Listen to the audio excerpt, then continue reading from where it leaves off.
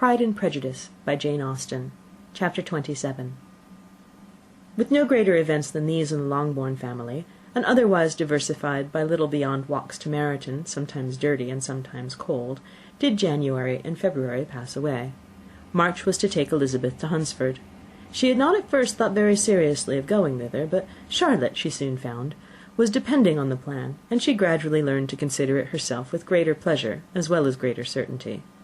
Absence had increased her desire of seeing Charlotte again, and weakened her disgust of Mr. Collins. There was novelty in the scheme, and as with such a mother and such uncompanionable sisters, home could not be faultless. A little change was not unwelcome for its own sake. The journey would moreover give her a peep at Jane, and in short, as the time drew near, she would have been very sorry for any delay. Everything, however, went smoothly, and was finally settled according to Charlotte's first sketch. She was to accompany Sir William and his second daughter. The improvement of spending a night in London was added in time, and the plan became perfect as plan could be. The only pain was in leaving her father, who would certainly miss her, and who, when it came to the point, so little liked her going, that he told her to write to him, and almost promised to answer her letter. The farewell between herself and Mr. Wickham was perfectly friendly, on his side even more.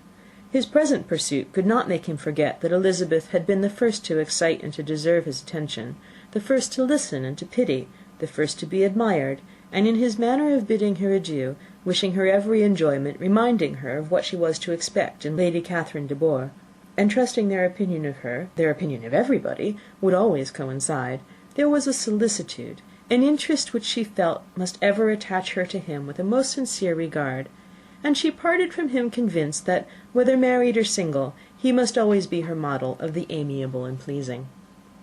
Her fellow travellers the next day were not of a kind to make her think him less agreeable. Sir William Lucas and his daughter Maria, a good-humoured girl, but as empty-headed as himself, had nothing to say that could be worth hearing, and were listened to with about as much delight as the rattle of the chaise. Elizabeth loved absurdities, but she had known Sir William's too long. He could tell her nothing new of the wonders of his presentation in knighthood, and his civilities were worn out like his information.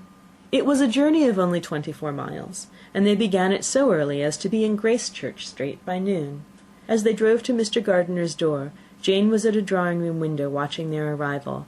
When they entered the passage, she was there to welcome them, and Elizabeth, looking earnestly in her face, was pleased to see it healthful and lovely as ever.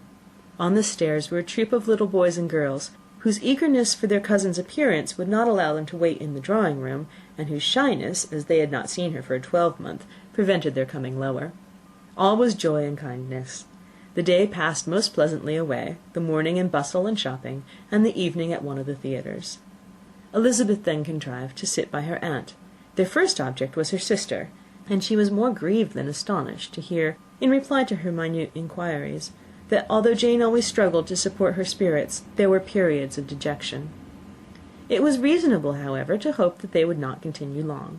Mrs. Gardiner gave her the particulars also of Miss Bingley's visit in Gracechurch Street, and repeated conversations occurring at different times between Jane and herself, which proved that the former had, from her heart, given up the acquaintance. Mrs. Gardiner then rallied her niece on Wickham's desertion, and complimented her on bearing it so well. "But, my dear Elizabeth," she added, "what sort of girl is Miss King? I should be sorry to think our friend mercenary." "Pray, my dear aunt, what is the difference in matrimonial affairs between the mercenary and the prudent motive? Where does discretion end and avarice begin? Last Christmas you were afraid of his marrying me because it would be imprudent, and now, because he's trying to get a girl with only 10,000 pounds, you want to find out that he's mercenary.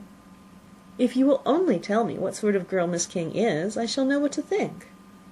"She's a very good kind of girl, I believe. I know no harm of her." "But he paid her not the smallest attention till her grandfather's death made her mistress of this fortune."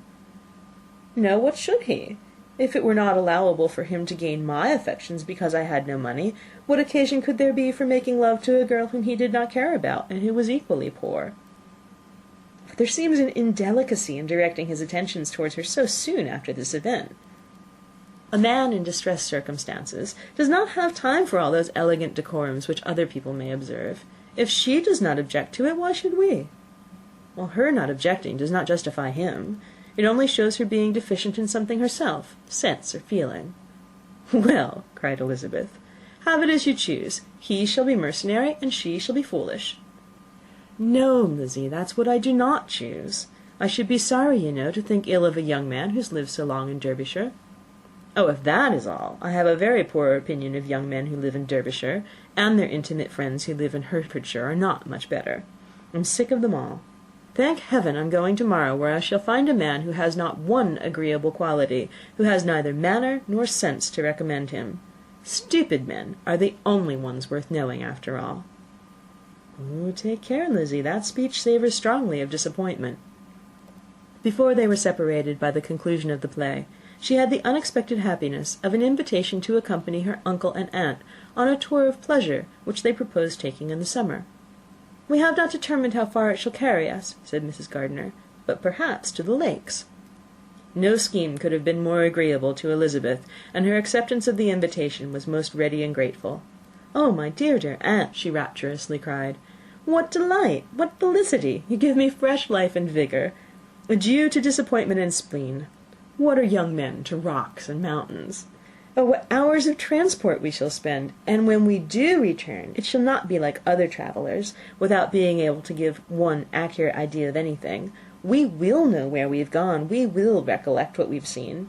Lakes, mountains, and rivers shall not be jumbled together in our imaginations. Nor, when we attempt to describe any particular scene, will we begin quarrelling about its relative situation. Let our first effusions be less insupportable than those of the generality of travellers." Chapter 27.